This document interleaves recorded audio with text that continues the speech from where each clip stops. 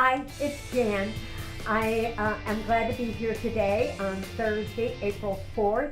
It's almost spring. I can feel it coming.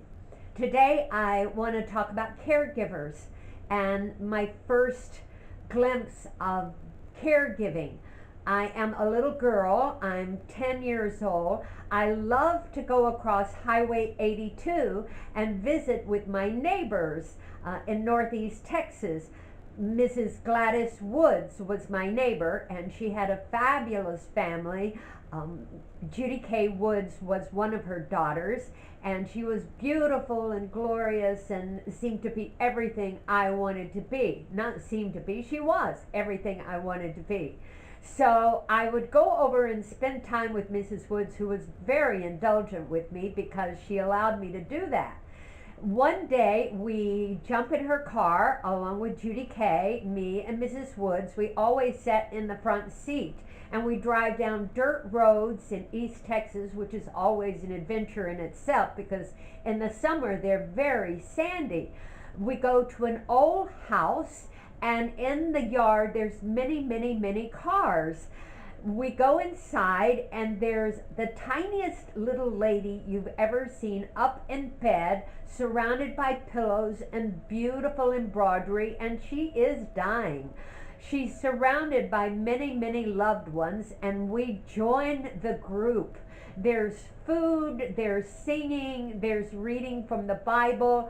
The little lady doesn't know much about it because she's on her way out, but she seems to be in no pain, and we have the best time sitting around the bed because there's some wonderful characters. One lady in particular, I remember, had no teeth, and it was so hot the night before, she said, I put the big band in the big room and the little band in the little room.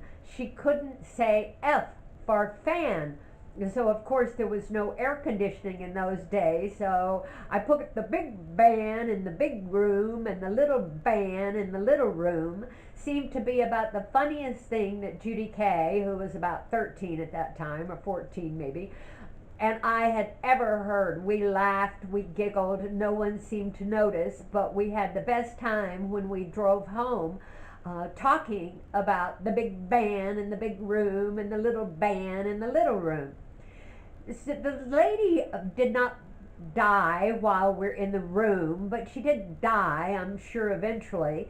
But it was not a sad time. It was a celebration of this old lady's movement to the next world.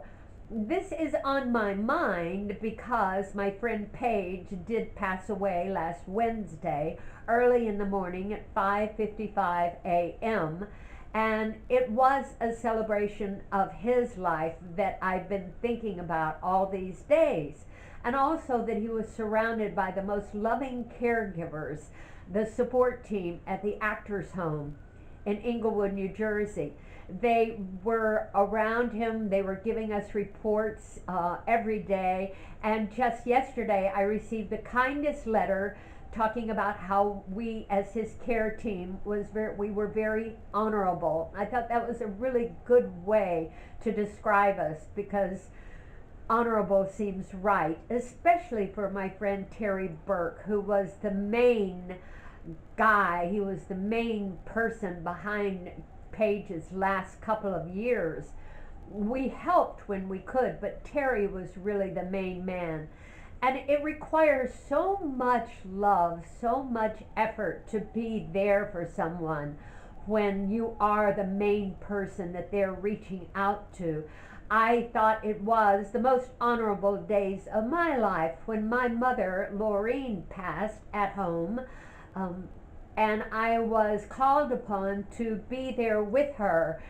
It was an amazing journey, and when I gave the eulogy at her funeral, I was proud of her and I was proud of me because we made the passing, as difficult as it was, a time of celebration, a time of love. And I reach out to all the caregivers that are around me, and I know many of you are struggling right now to be honorable and to be caring and loving, because it is difficult. I remember standing out in the yard with mothers passing inside going, oh, I don't think I can do this anymore. I don't think I can be here. And of course I could, because all I had to do was take a deep breath and realize how much she had given me and how much I loved her, to walk back inside and be everything that I could be for those final moments. I truly do believe that what we give is what we get. So I'm hoping that in my future there will be loving thoughts surrounding me. Paige was alone when he died. My dear mentor June Havoc was alone when she died. Tana was in the next room. And so many of us go into the next world without a hand to hold. But as a young man told Mother when my brother was killed at the age of 21 in a car accident, Mother was grieving terribly, and one of his fraternity brothers was with her, and she said, oh, he was alone on the highway because he died in a terrible car accident. And she said, he was alone on the highway. And the fraternity brother said, no, Mrs. Buttram, God was there. So I always thought for a young man of 21 years old, it was an exceptionally mature and touching thing to say. It certainly gave her comfort because she repeated the story so many times during her life. So God bless you all, caregivers, to come up with the right word to say to those of us who are on the other side of the coin. We're not lying in the bed, but it affects us every time we lose a loved one. It affects us and it changes our lives. It does. My life has changed. Every time I lose a loved one, my life changes a bit. And we only hope and pray that we are living a kind and a good life, that we touch other people when we depart, and that they think of us and gain strength from the celebration that will be our lives. So, sort of a sad note on this April 4th, but I hope not. Just remember, when it gets hot, you put the big band in the big room and the little band in the little room, and you will have some relief. God bless you all. I'm especially thinking of Lolly. I know he's traveling a tough journey with his dad right now, and with all of the people who are giving the greatest love there is to give, and that's holding someone's hand and making their last moments comfortable. Let's all hope for a morphine drip. Okay, God bless. Love you. Bye-bye.